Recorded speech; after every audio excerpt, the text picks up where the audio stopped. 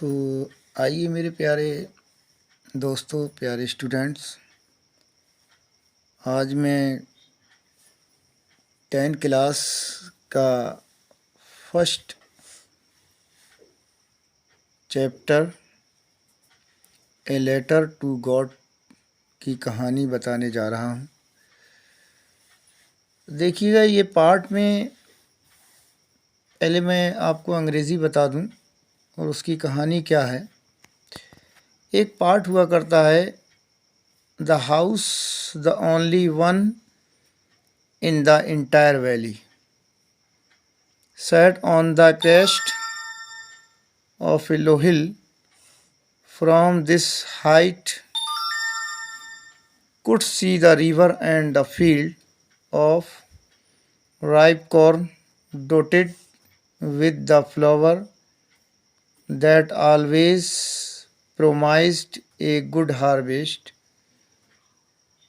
And the only things the earth needed was a downpour, or at least a shower throughout the family. Morning Lencho, who knew this field intimately, had done nothing else but see the sky towards the northeast.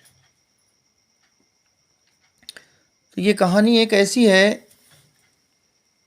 कि एक Lencho नाम का एक बहुत गरीब किसान हुआ करता है, और वो किसान अपने जो खेत हैं उसमें मक्का की खेती करता है, मकई जिसे कहते हैं। खेती बहुत बेहतरीन होती है और अच्छी खेती थी उसकी। पूरे परिवार का ख़र्चा उस खेती के ऊपर डिपेंड होता है, और अपने खेतों पर जाकर के वो बहुत ही नाज के साथ खेती को देखता है। और खेती उसकी बहुत ही आशावान खेती होती है कि अब की हमें बहुत फ़ायदा होगा खेती।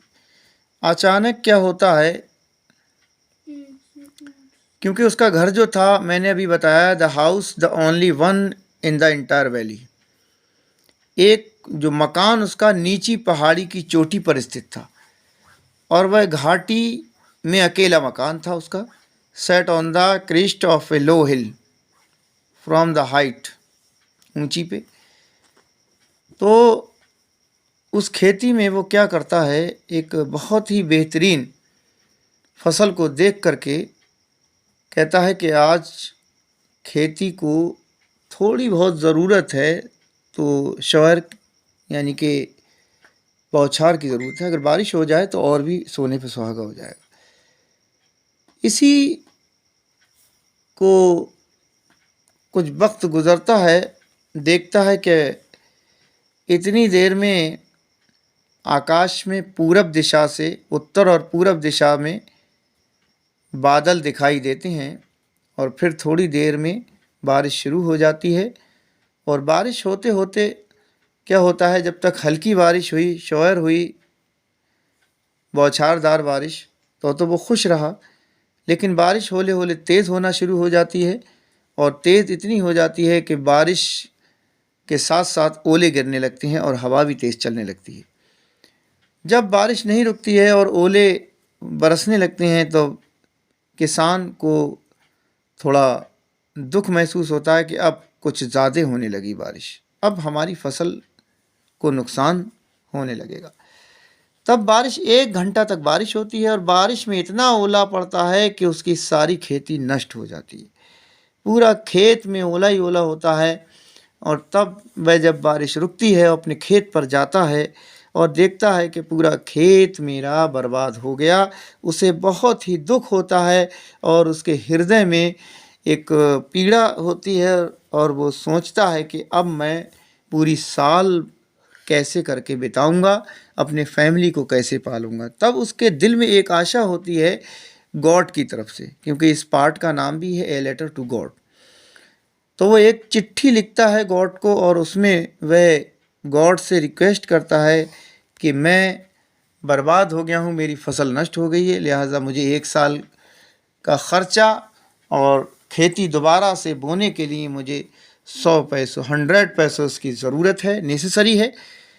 लिहाजा गॉड मेरी हेल्प करेंगे, मेरा और कोई हेल्प करने वाला नहीं है। मेरा विश्वास है कि गॉड ज़रूर हेल्प करेगा। वो चिट्ठी लिख देता है और चिट्ठी को लिख करके डाक विभाग में डालता है। जब वो चिट्ठी डाक विभाग में पहुंचती है तो वहाँ पे कर्मचारी जो होते हैं, डाक कर्मचारी, वो उस चिट्ठी को एक पढ़ता है और वो पढ़ के बहुत पहले तो हंसता है, लेकिन फिर वो खामोश हो जाता है। कहता है कि यार किसी का विश्वास ना तोड़ा जाए बल्कि उसकी मदद की जाए।